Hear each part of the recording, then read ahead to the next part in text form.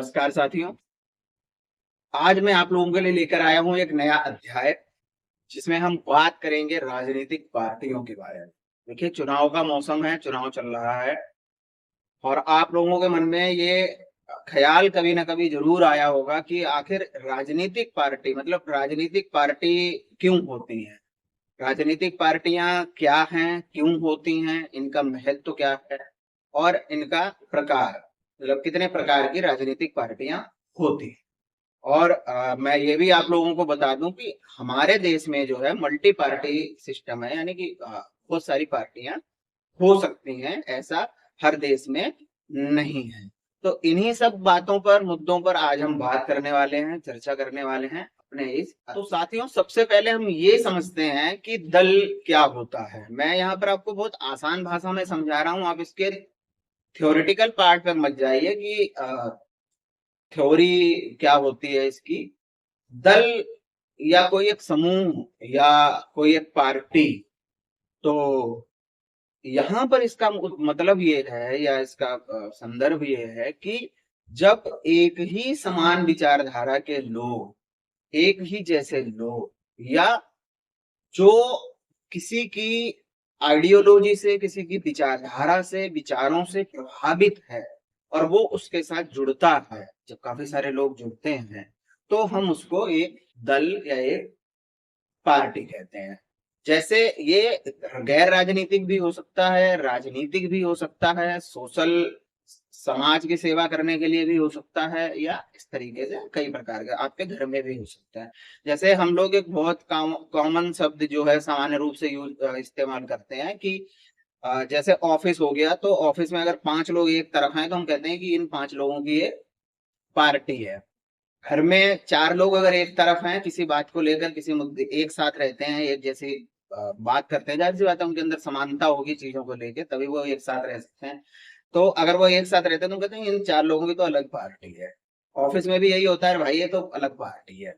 तो ये बहुत ही छोटे स्तर पर बहुत छोटी चीज़ें हैं। इसी प्रकार से बड़े स्तर पर होता है।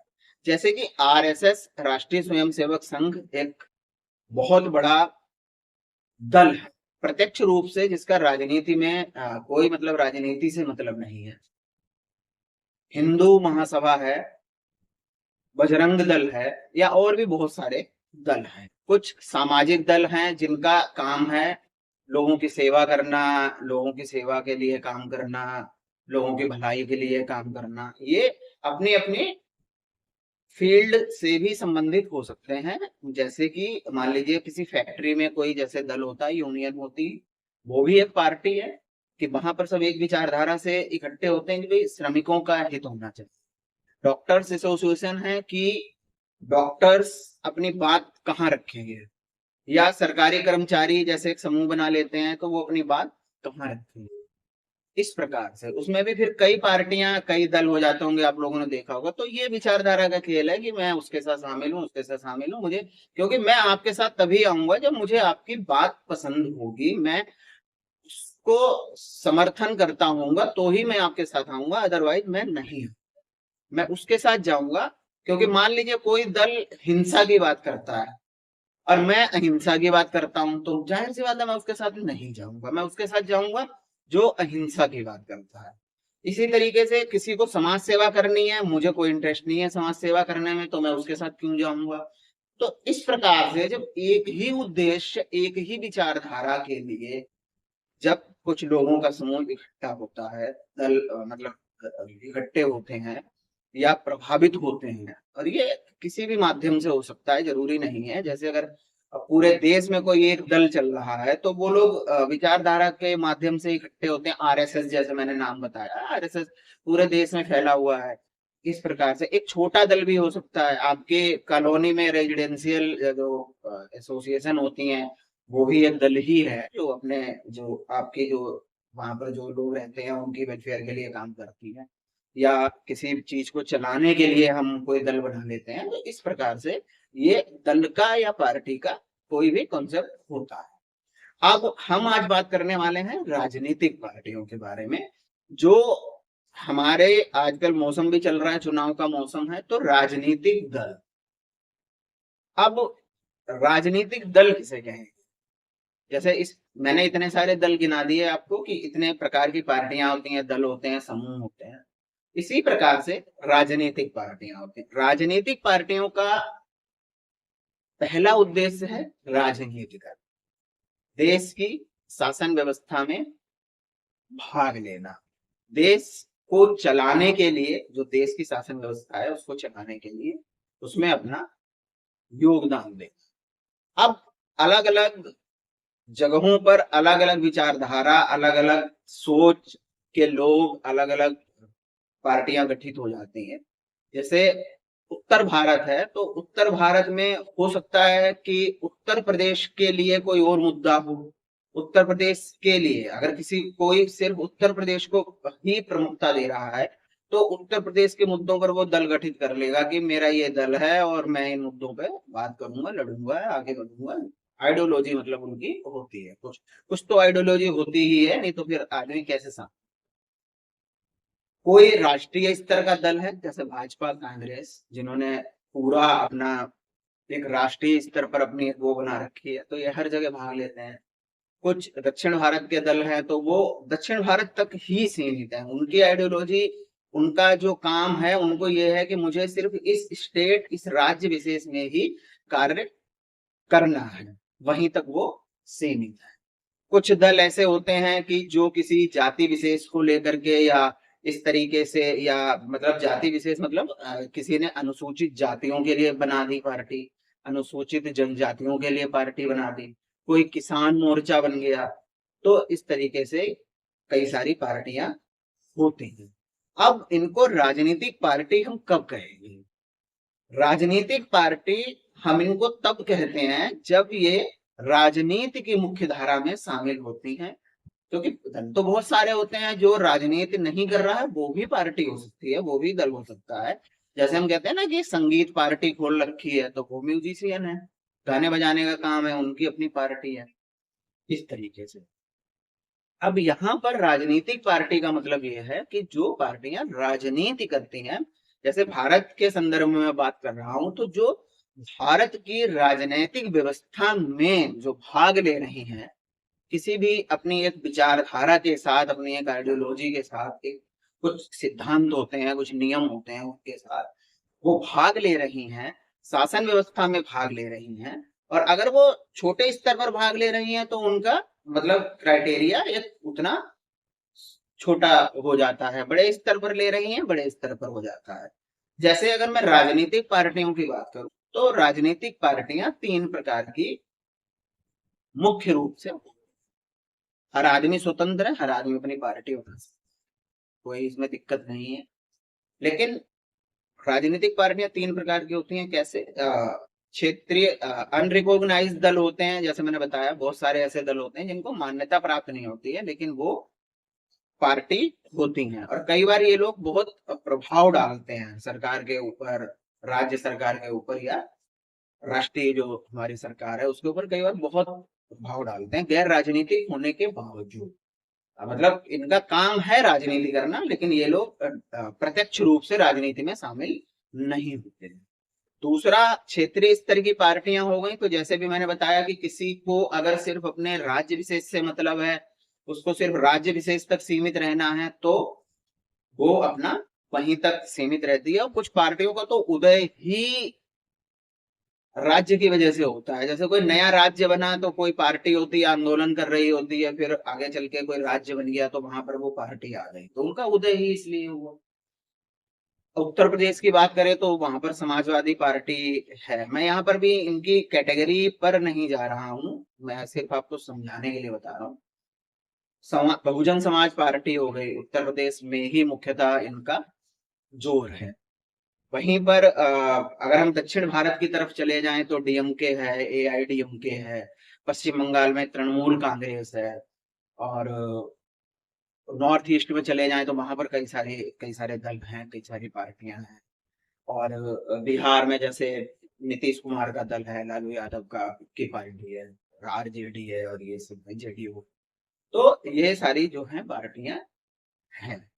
जब हम राष्ट्रीय स्तर की बात करते हैं तो राष्ट्रीय स्तर का मतलब ये हो गया कि एक ऐसी विचारधारा की पार्टी जो पूरे देश में अपनी उस विचारधारा को लेकर के चल रही है, जैसे भाजपा हो गई, कांग्रेस हो गई, या ऐसी ही एक आधी पार्टी और हो सकती है। अभी हम इस मुद्दे पे बात नहीं कर रहे हैं कि इनको क्राइटेरिया क्या है, एलिजिबिलिटी क्या है।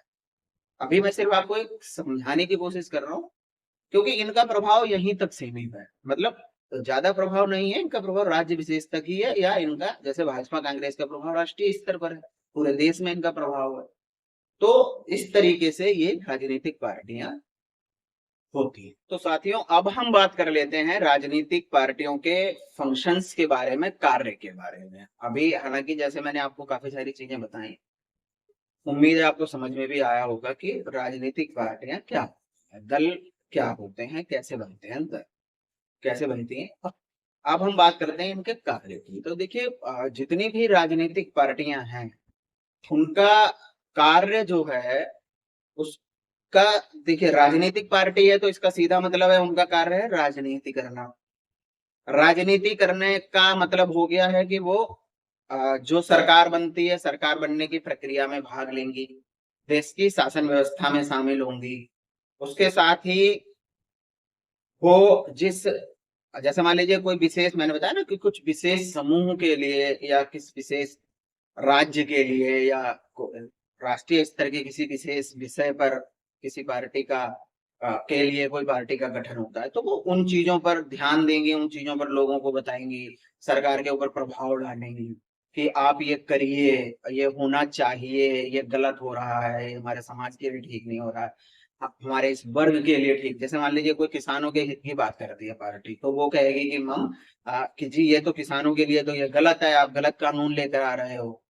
ठीक है, कोई पार्टी जो शामिल होगी, सरकार जिस पार्टी की चल रही होगी, जो पार्टी की बनी होगी, वो काम करेगी, देश चलाएगी, शासन व्यवस्था चलाएगी, राज्य में है तो राज्य व्यवस्था चलाएगी और वो कार्य करेगी। दूसरी पार्टियां सही या गलत को लेकर के उनको मतलब जो है सही होगा तो उसको कहेंगे कि हाँ ये समर्थन करेंगे, और गलत होगा तो उसका विरोध करेंगे कि साहब ये आप गलत कर रहे हैं, हमारे लिए, हमारे किसानों के लिए ये गलत है, या इस वर्ग विशेष के लिए ये गलत हो रहा है, या जो हमारे श्रमिक हैं उनके लिए ये गलत हो रहा है, या ये आप अच्छी चीज लेकर के आए हैं। तो दूसरी चीज होती है कि राजनीतिक पार्टियां उनकी जो अपनी विचारधारा है, जो उनका उद्देश्य है, जो वो कहना चाहते हैं, जो बताना चाहते हैं लोगों को, उससे लोगों को जोड़ना, लोगों को अपनी तरफ आकर्षित करना, जोड़ना। और अगर नहीं भी कोई जुड़ रहा है, जैसे मैं हूं, मैं किसी राजनीतिक पार्टी का सदस्य नहीं हूं, मैं किसी भी राजनीतिक पार्टी के साथ नहीं जुड़ा हुआ हूं, लेकिन कहीं ना कहीं किसी ना किसी राजनीतिक पार्टी से मैं प्रभावित तो होऊंगा। मुझे भाजपा अच्छी लगती होगी, या मुझे कांग्रेस अच्छी लगती होगी, उनकी बातें अच्छी लगती होंगी, या हो सकता है कि मुझे बहुजन समाज पार्टी पसंद हो। तो उनसे कहीं ना कहीं हम प्रभावित होते हैं, आमजन जो है वो प्रभावित होते हैं। उसके अलावा इन पार्टियों का, जैसे मैंने बताया, चुनाव में भाग लेना, अपने वर्ग विशेष को या जिस आइडियोलॉजी को लेकर के वो लोग चल रहे हैं उनको रिप्रेजेंट करना। अगर वो सरकार में है तो वो कहेंगे कि हम काम करेंगे इसके लिए, हमें इस वर्ग के लिए ये काम करना है। या मान लीजिए मैं किसी वर्ग विशेष को या किसी संगठन विशेष को मैं प्रतिनिधित्व करता हूं, और मैं राज्यसभा में, लोकसभा में या विधानसभा में हूं, और मेरी ही पार्टी की सरकार है वहां पर, या मैं उनके साथ शामिल हूं, तो मैं कहूंगा कि आप इसको भी रिप्रेजेंट करिए साहब।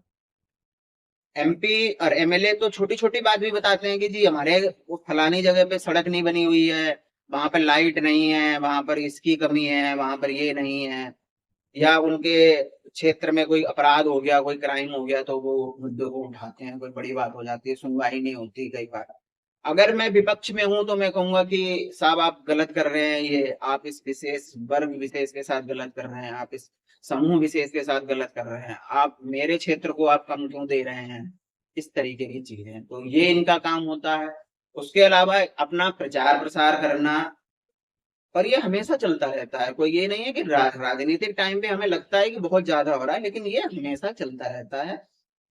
आजकल सोशल मीडिया है, सोशल मीडिया के माध्यम से हर पार्टी का कोई ना कोई जो है मैगजीन प्रकाशित होती है, लगभग हर पार्टी कुछ ना कुछ अपना छापती है, उससे उनकी विचारधारा पता चलती है, लोग पढ़ते हैं। चुनाव के टाइम पे हर पार्टी अपना एक घोषणा पत्र लेकर आती है, मैनिफेस्टो लेकर के आती है, तो इस तरीके का उनका काम हो गया। उसके अलावा लोगों को बताना, जैसे मान लीजिए कि सत्ताधारी पार्टी देश में कोई कानून लेकर के आई, अब विपक्ष को ये लगता है, दोनों राजनीतिक पार्टियां हैं, जो सत्ता में है वो भी राजनीतिक पार्टी है, जो विपक्ष में है यानी जिनकी सरकार नहीं है, और वो ये भी देखिए कि यहाँ पे ये भी ध्यान रखने वाली बात है कि जो सरकार का समर्थन नहीं कर रही, जरूरी नहीं है कि वो विपक्ष में हो, लेकिन जो विपक्ष में पार्टियां होंगी, जो मतलब विपक्षी दल होंगे, तो वो फिर लोगों को वो समझाना कि सरकार ये कानून लेकर आई है, ये कानून आप लोगों के लिए ठीक नहीं है, ये सरकार की पॉलिसी गलत है, या विदेश नीति के मुद्दे पर हम ऐसे क्यों चल रहे हैं, हम ऐसे क्यों नहीं चल रहे। जैसे अब भाजपा का बड़ा एग्रेसिव रुख रहता है राष्ट्रीय सुरक्षा को लेकर के, तो दूसरी पार्टी उसको कहेगी कि आप ऐसे ही रखो, कोई समर्थन करेगी, कोई कहेगी कि नहीं आप साहब इतना ज्यादा एग्रेसिव क्यों हो रहे हैं, आपको बातचीत करनी चाहिए, हम बातचीत के तरीके से चलें, गांधी का देश है, शांति हिंसा बातचीत। दूसरी पार्टी कहेगी मारो घुस के, यही अच्छा है। जैसे किसानों के लिए 3 कानून आए थे, बाद में उनको सरकार को वापस लेना पड़ा, जो भी स्थितियां रही, लेकिन अब दूसरी ही पार्टियों ने तो बनाया ना। मैं अगर राजनीति में, मेरी सरकार में अगर मैं हूं और मैं कोई कानून लेकर आ रहा हूं, तो मैं उसकी अच्छाइयों के बारे में आपको बताऊंगा कि साहब ये आपके लिए अच्छा है, ये जनता के लिए अच्छा है, ये जनता के लिए अच्छी स्कीम है। जो विपक्षी पार्टियां होंगी वो एजुकेट करने का काम करती हैं कि नहीं, यहाँ पर झोल है, या यहाँ पर ऐसे नहीं होगा, आप लोगों के लिए नुकसान हो सकता है, आप लोगों के लिए दिक्कत खड़ी हो सकती है, या ऐसे होगा तो नुकसान होगा, इसमें फायदे से ज्यादा नुकसान है, या आप ऐसे कर रहे हैं तो फंस जाएंगे, या पब्लिक को पागल बना रहे हैं, इस तरीके का काम इनका होता है। अपनी विचारधारा, समान विचारधारा के लोगों को जोड़ना, उनको लाना, उनको करना, ये सारी चीजें जो है उनके साथ होती हैं, और इसी तरीके से जो है हम कार्य पार्टियां करती हैं। इसके अलावा जो है अपना विस्तार करना और ज्यादा से ज्यादा लोगों को जोड़ना, उनको लाना, तो इस तरीके से एक तरीके से राजनीतिक पार्टियों का काम हो गया देश की शासन व्यवस्था में भाग लेना, विपक्ष या सत्ता पक्ष के रूप में। या कई बार हम अलग हो जाते हैं कि जी हम ना सत्ता पक्ष में ना विपक्ष में हैं, सही बात को सही कहेंगे, मतलब जो हमारी आइडियोलॉजी के हिसाब से होगा, और गलत बात को गलत कहेंगे। दूसरा अपना प्रचार प्रसार करना, अपनी विचारधारा के लोगों को जोड़ना, लाना, किसी मुद्दे पर लोगों को जागरूक करना, लोगों को उसके बारे में बात करना, बताना, और शासन व्यवस्था में भाग लेना, मैंने आपको बताया, क्षेत्रीय मुद्दों को, क्षेत्रीय बातों को उठाना, अपने क्षेत्र के मुद्दों को, बातों को उठाना, इस तरीके से ये सब काम राजनीतिक पार्टियों के। साथियों मैंने आपको ये बताया कि राजनीतिक पार्टियां क्या होती हैं। अब यहाँ पर बात करते हैं कि जैसे मैंने कहा कि राजनीतिक पार्टियां भी होती हैं, बहुत तरीके के दल होते हैं, बहुत तरीके की पार्टियां होती हैं। राजनीतिक पार्टियों को मान्यता कौन देता है, कैसे ये माना जाएगा कि आप एक राजनीतिक पार्टी हैं। हो सकता है आप राजनीतिक पार्टी ना हो, जैसे सरकारी कर्मचारी ने कोई अपना बना रखा है संगठन, तो क्या हम उसको राजनीतिक पार्टी कह देंगे या मान्यता मिल जाएगी? नहीं। आपने कोई सोसाइटी का गठन कर रखा है तो राजनीतिक सोसाइटी नहीं, रेजिडेंस वेलफेयर एसोसिएशन होती हैं, राजनीतिक पार्टी नहीं। लेकिन मैं हूं, मुझे एक राजनीतिक पार्टी का गठन करना है, तो जैसा मैंने बताया मैं आइडियोलॉजी लेके आऊंगा, मेरा मैनिफेस्टो होगा, कुछ मेरी विचारधारा होंगी, कुछ चीजों को लेकर के मैं बात करूंगा कि भाई मैं ये चाहता हूँ, मेरा ये विचारधारा है, मैं जनता के लिए ये करूंगा, या अपने राज्य में ये लाऊंगा, या क्षेत्र विशेष के लिए ये करूंगा। तो इस तरीके की चीजें होती हैं। अब इनको रिकॉग्नाइज करने का यानी मान्यता देने का काम जो करता है वो करता है भारत का निर्वाचन आयोग, election commission of India. Bharat का निर्वाचन आयोग इन सबको मान्यता देने का काम करता है, वो इनको रिकॉग्नाइज करता है राष्ट्रीय स्तर पर और क्षेत्रीय स्तर। ऐसा नहीं है कि कोई मैंने पार्टी बनाई और मैंने घोषणा कर दी कि जी मैं तो नेशनल पार्टी हूँ तो मुझे मान लिया जाएगा कि जी आप नेशनल पार्टी, और नहीं, उसके लिए क्राइटेरिया है। उसी तरीके से स्टेट पार्टी के लिए होता है। जैसे अब चुनाव तो निर्दलीय भी कोई लड़ सकता है, लेकिन उसका कोई दल नहीं होगा ना। निर्दलीय लड़के अपना बैठा रहेगा एक तरफ, अपनी बात करेगा अपनी तरफ, लोगों ने उसे पसंद किया तो उसकी विचारधारा से प्रभावित है क्षेत्र के लिए अपने, तो इस तरीके की चीज वहां पर आ जाती है। तो राज्य स्तरीय पार्टी बनने के लिए, यानी आपके पास कब आपको, देखिए कोई भी पार्टी होती है, सबसे पहले आपको आवेदन करना होता है भारत के चुनाव आयोग में। आपको बताना पड़ता है कि सब पार्टी बना रहे हैं, पार्टी का गठन कर रहे हैं, ये पार्टी का अध्यक्ष है, ये संयोजक है, ऐसी व्यवस्था होगी, ये हमारा मैनिफेस्टो है या ये हमारी विचारधारा है, हम ये ला रहे हैं। उसके बाद आपको किसी चुनाव चिन्ह के लिए, क्योंकि आपको कोई ना कोई सिंबल, पार्टी का सिंबल भी होगा कोई ना कोई। आप आगे इलेक्शन लड़ेंगे या कहीं जरूरत पड़ेगी तो हमें कैसे पता चलेगा? जैसे हमें पता है कि भाजपा का चुनाव चिन्ह जो है, पार्टी का सिंबल जो है कमल है, कमल का फूल कहीं भी झंडा लगा हुआ दिखेगा तो हम समझ जाएंगे ये भाजपा का है। हाथ का पंजा अगर कहीं भी हमें मिल जाता है तो हम देख लेते हैं हम, तो हम समझ जाते हैं कि ये कांग्रेस पार्टी का है। हाथी अगर कहीं दिख जाए और नीला झंडा दिख जाए तो हम समझ जाते हैं कि ये बीएसपी, बहुजन समाज पार्टी। इसी प्रकार से समाजवादी पार्टी है, वो पार्टियां। तो इसके लिए आवेदन करना होता है आपको भारत के चुनाव आयोग में। वहां पर क्या होता है कि आपने पहले तो आप आवेदन करेंगे पार्टी के लिए, पार्टी का आवेदन स्वीकार होने के बाद फिर आपको चुनाव चिन्ह आवंटित किया जाता है। तो उसमें दोनों चीजें हैं, आप अपनी मर्जी से भी कर सकते हैं, और नहीं तो चुनाव आयोग आपको खुद कोई ना कोई चिन्ह आवंटित कर देगा, या आपको ऑप्शन दे देगा कि ये 5 चुनाव चिन्ह में से बताइए आपको कौन सा चाहिए। क्योंकि भाजपा का जैसे कमल का फूल है, अब मैं भी जाके कह दूंगी कि मैं राष्ट्रीय पार्टी बनाऊंगा तो मेरा चुनाव चिन्ह कमल का फूल होगा, तो ऐसा नहीं। एक जैसे दो पार्टियों के चुनाव चिन्ह एक जैसे नहीं हो सकते, नहीं तो फिर उनको पता नहीं चलेगा ना कि कौन सी पार्टी में प्रतिनिधित्व कर रहा है ना। कमल का फूल भी तो प्रतिनिधित्व कर रहा है ना भाजपा का, हाथ का पंजा प्रतिनिधित्व कर रहा है कांग्रेस का। तो 10 पार्टी है, 10 पार्टियों ने कमल का फूल और हाथ का पंजा ले लिया तो पता कैसे चलेगा कौन सी पार्टी कौन सी है? तो उसमें जो भारत का चुनाव आयोग है वो आपको मतलब विकल्प दे देता है, या तो आप उनमें से चुन लीजिए, या इतनी समझ तो सब में होती है कि भाई मैं कमल का फूल नहीं चुन सकता, मैं हाथ का पंजा नहीं चुन सकता, मैं हाथी नहीं चुन सकता, मैं साइकिल नहीं चुन सकता, या और कोई भी। तो वो फिर उसके लिए आवेदन करते हैं, तो उसमें या तो वो बता देते हैं या उनको चुनाव आयोग बता देता है कि इनमें से आप कोई सा एक सिंबल ले लीजिए। अब यहाँ पे आपका रजिस्ट्रेशन हो गया, आपको मान्यता मिल गई एक पार्टी के रूप में, और आपको एक चुनाव चिन्ह मिल गया। अब क्योंकि राजनीतिक पार्टी है तो आपको राजनीति करनी पड़ेगी।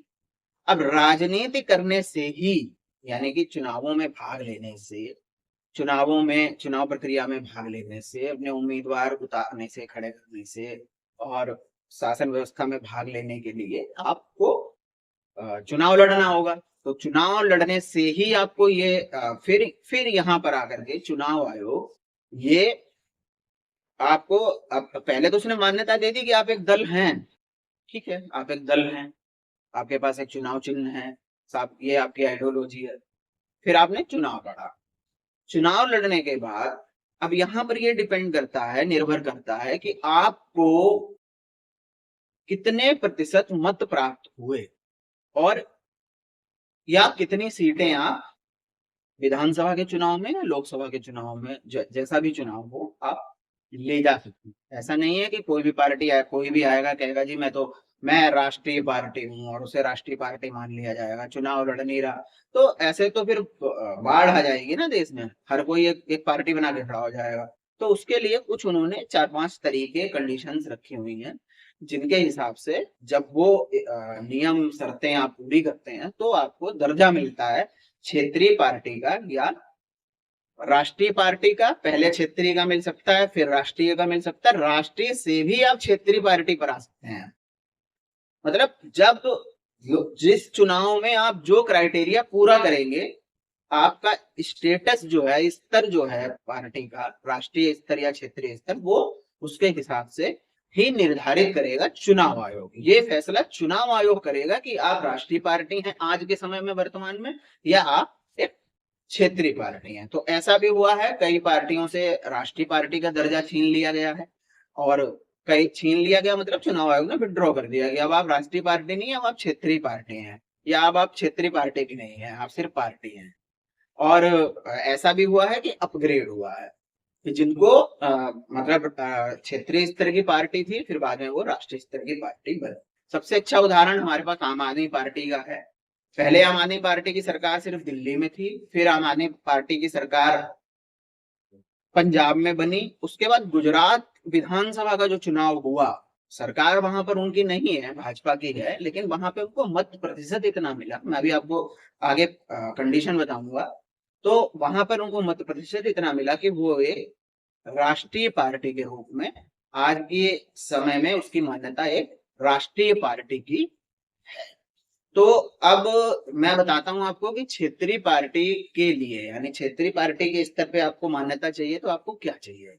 या तो आप चुनाव में, लोकसभा या विधानसभा के चुनाव में 6% मत प्राप्त करें, और विधानसभा में 2 सीटें आपकी पार्टी को मिले, यानी 2 कैंडिडेट आपके जीते, और जो जितना टोटल जितना मत पड़ा है, वैलिड मत, अवैध मत नहीं कि कोई मत कैंसिल हो गया वो भी गिन लिया जाएगा, वैलिड मत, उसमें से 6% मत आपको मिले। या फिर ये हो सकता है कि लोकसभा में आप एक लोकसभा सीट आप जीते, यानी एक लोकसभा का आपका सदस्य हो, और जितने भी मत पड़े हैं वैलिड मत, उनमें से 6% मत आपकी पार्टी को लोकसभा चुनाव में मिले। तो साथियों, ये मैंने आपको एक क्राइटेरिया बताया, एक एलिजिबिलिटी एरिया बताया कि जिससे ये किसी कोई भी पार्टी, स्टेट पार्टी बन सकती है, क्षेत्रीय पार्टी बन सकती है।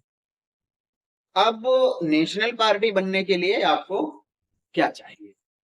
तो या तो आप अलग अलग 3 राज्यों में, जैसे मान लीजिए उत्तर प्रदेश, हरियाणा, पंजाब, या कुछ भी, कोई भी 3 राज्य हो सकते हैं, 3 अलग अलग राज्यों में, यहाँ पे ध्यान रखने वाली बात है कि 3 अलग अलग राज्यों में मिलाकर के आप 11 लोकसभा सीट ले आए, मतलब आपके 11 कैंडिडेट जीत जाएं 3 स्टेट, तो आप राष्ट्रीय पार्टी का दर्जा पा सकते हैं। या इसके अलावा 4 स्टेट में, 4 राज्यों में आपको क्षेत्रीय पार्टी का दर्जा प्राप्त, तो आप राष्ट्रीय पार्टी बन सकते। इसके अलावा और भी शर्तें होती हैं, मुख्य रूप से ये 2 शर्तें हैं।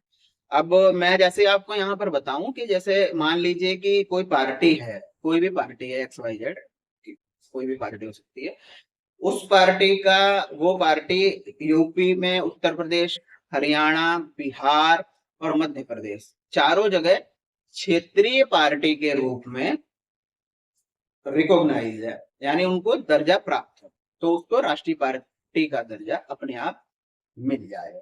या एक पार्टी है 3 स्टेट में मिलाकर के वो अपने 11 लोकसभा सदस्य ले आती है, जिता करके उनके जीत जाते हैं और वो लोकसभा पहुंच जाते हैं, तो वहां पर उनको राष्ट्रीय पार्टी का दर्जा मिल जाएगा।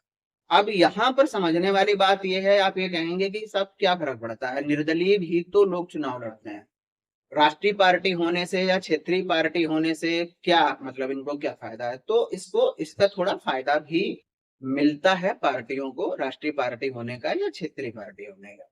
जैसे अगर आप क्षेत्रीय पार्टी हैं तो आपको अपने क्षेत्र में, जहां की आप क्षेत्रीय पार्टी हैं, वहां पर आपको पार्टी मुख्यालय के लिए सस्ते दामों पे, सस्ते उस पे जमीन मिल जाएगी, विधानसभा में आपको कार्यालय मिल जाएगा बैठने के लिए। इस तरीके से अगर आप मुख्य विपक्षी पार्टी हैं क्षेत्रीय पार्टी में, तो विपक्ष का नेता का पद आपकी पार्टी को मिलेगा।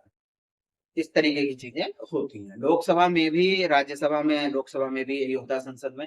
अगर वहां पर आप नेशनल पार्टी का दर्जा आपको प्राप्त है, आपको बोलने का समय ज्यादा मिलेगा। लोकसभा में अगर आप नेशनल पार्टी हैं या आपके MP ज्यादा हैं, तो आपको ज्यादा समय मिलेगा वहां पर बोलने के लिए। आपको वहां पे ऑफिस मिलेगा, क्षेत्रीय कार्यालय, मतलब आपका राष्ट्रीय स्तर की पार्टी है तो दिल्ली, क्योंकि राजधानी है, दिल्ली में आपको कार्यालय के लिए जगह मिलेगी रीजनेबल रेट पर। ये सब फायदे होते हैं, और एक एक पहचान होती है कि हम राष्ट्रीय पार्टी है। तो ये सब चीजें होती हैं। जैसे विपक्ष के, आप विपक्ष में अगर चली गई राष्ट्रीय पार्टी, तो विपक्ष के नेता का पद विधानसभा में या राज्यसभा में वो उनको मिलेगा, रिप्रेजेंट करेंगे वो विपक्ष को। तो ये सब चीजें वहां पर, हालांकि उसके लिए भी शर्तें हैं कुछ, तो ऐसा नहीं है कि एक सीट जीत के लिए आए तो भी आप विपक्ष के बन जाओगे, तो उसके लिए शर्तें हैं, ये होता है। अब यहाँ पर थोड़ी सी बात हम और कर देते हैं, कई जगह पर मल्टी पार्टी सिस्टम होता है, जैसे हमारे देश में बहुत सारे, कई जगह पर एक ही पार्टी होती है और कई जगह पर दो ही पार्टियां होती हैं और कई जगह पर बहुत सारी पार्टियां होती हैं। अब मैं अंतर्राष्ट्रीय स्तर की बात कर रहा हूँ, जैसे भारत में कोई रोक नहीं है, कितनी भी पार्टी आप बना सकते हैं, कोई दिक्कत नहीं है। लेकिन अगर आप चाइना में जाएंगे तो वहां पर एक ही, हालांकि जब हम शासन व्यवस्था पढ़ेंगे तब हमें पार्टियों का रोल समझ में आएगा कि पार्टी की भूमिका क्या होती है। लेकिन मैं आपको सिर्फ एक बता रहा हूँ, क्योंकि पार्टी की बात चल रही है तो मैं आपको बता रहा हूँ, वहां पर सिर्फ एक ही पार्टी है, कम्युनिस्ट पार्टी एक ही रहेगी, उन्हीं के लोग जीतेंगे, उन्हीं के लोग आएंगे, सत्ता उनकी ही रहेगी, शासन उनका ही रहेगा, वहां पर नहीं बदलता। उत्तर कोरिया, किम जोंग उन, तो वहां तो खैर डिक्टेटरशिप है, तानाशाही है, वहां भी कम्युनिस्ट शासन है, उनका शासन उनका ही रहेगा, आप उसको नहीं बदल सकते हैं, उनका ही रहेगा। ब्रिटेन में मुख्यतः दो पार्टी ही हैं, तीन हो गई हैं, हालांकि तीसरी पार्टी भी वहां पर उठ रही है, लेकिन दो पार्टी ही मुख्य रूप से वहां पर है, मतलब दो ही है बस। और अमेरिका में भी टू पार्टी सिस्टम ही है, वहां पर भी दो ही पार्टियां हैं। तो इस तरीके से होता है पार्टी सिस्टम। अब इनके हानि लाभ अलग अलग हैं, कि मल्टीपल पार्टी होगी तो क्या लाभ होगा, और दो पार्टियां हैं तो क्या लाभ है, या एक ही पार्टी है तो क्या हानि है या लाभ है, ये सब है। तो कभी शासन व्यवस्था जब हम पढ़ेंगे तो उसके बारे में बात करें। आप लोगों को उम्मीद करता हूँ वीडियो अच्छा लगा होगा, लाइक करिए, कमेंट करिए, शेयर करिए और अपने वैल्यूएबल फीडबैक जरूर। Thank you.